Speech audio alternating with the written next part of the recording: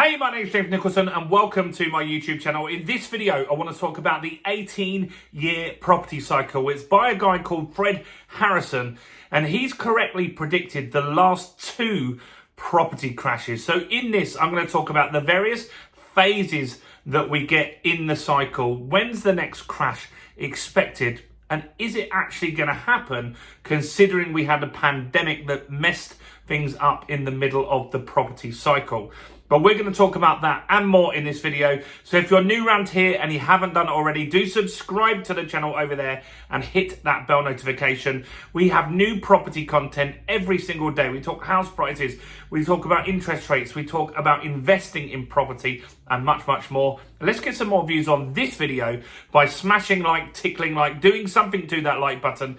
That really helps with the YouTube algorithm. So take a moment to do that if you can. So, who are we talking about? We're talking about a guy called Fred Harrison.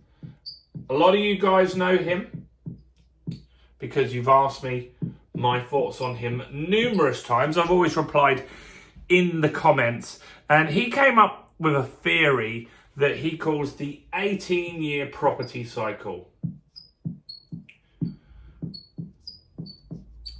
And so that theory would come to fruition right now in 2027. So what he's saying right now is that we're at the last period of growth in the cycle. And at the end of that cycle, we would expect house prices to crash. Now that's a little further out than a lot of people have been talking about. There's a channel that you guys always comment on this channel called Moving Home with Charlie. He said for last 2 years that house prices would go down 35%. I don't see it going down that much, and I don't think Fred does either.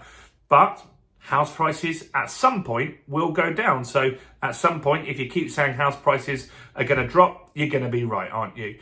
And so right now, we've had a fairly stable property market the last year or so.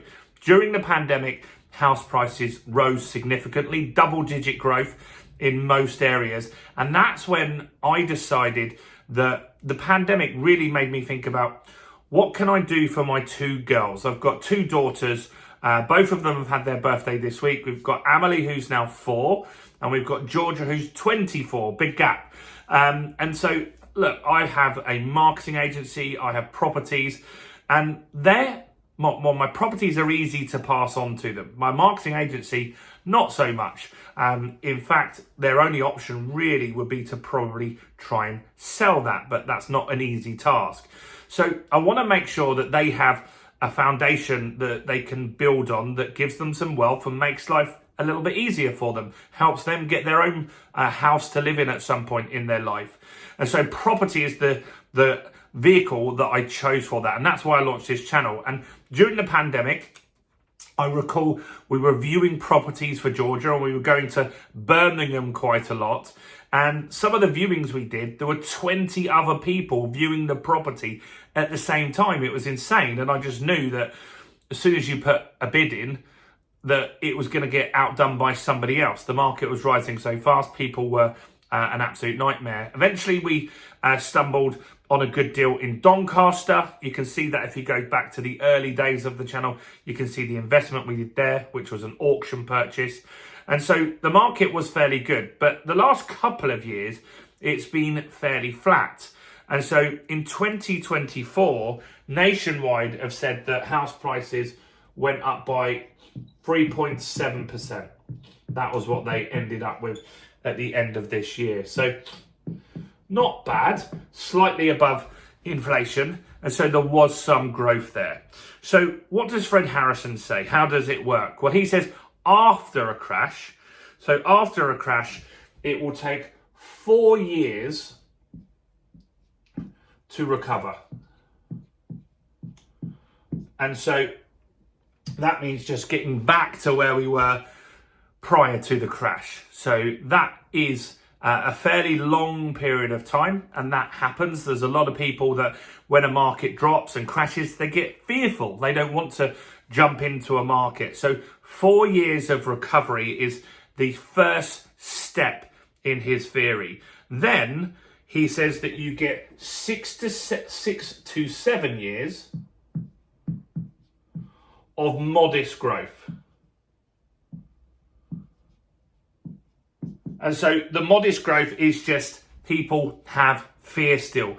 People always remember house prices dropping. They remember stock markets dropping. If they were involved in that at any period of time, then they will have reluctance to invest and reluctance to move forward. And certainly prices won't charge ahead at that stage. So it's quite a long recovery here. We're nearly at 10 years already there.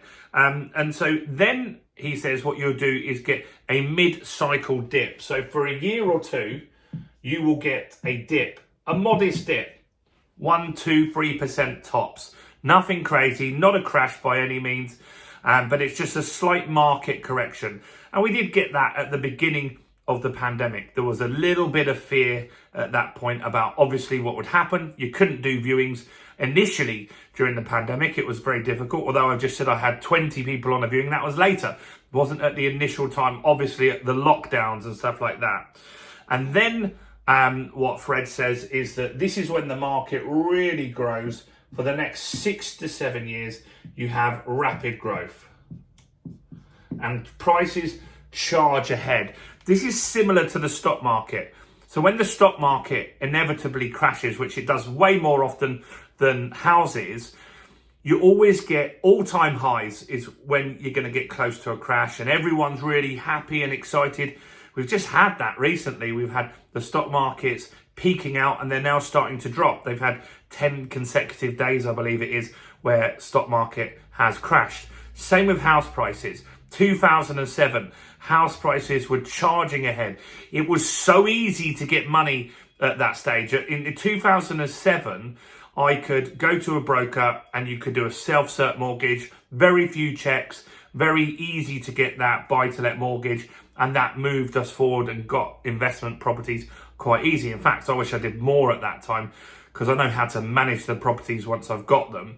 But that meant that some people overstretch themselves, they overpay for properties, and inevitably 2008, 2009 is when we had big crash in the UK. Very hard to borrow money to get out of problems for a lot of people as well. And so what Fred's saying is that the next couple of years could be quite lucrative. We could see some increases, and he feels that we'll go up around 15% by the end of 2026. So from where we are today, at the end of 24 to the end of 26, a 15% increase on average house prices. That will have been a fairly big tear in just 2 short years. And that's when he feels the market will turn and eventually you'll start to see some sort of crash. Now, what he's saying is that he doesn't see this crash being anywhere near the levels of 2008. I think that's right as well, because lenders go through so many more stringent checks when they lend to you. And we've seen that with the market this year.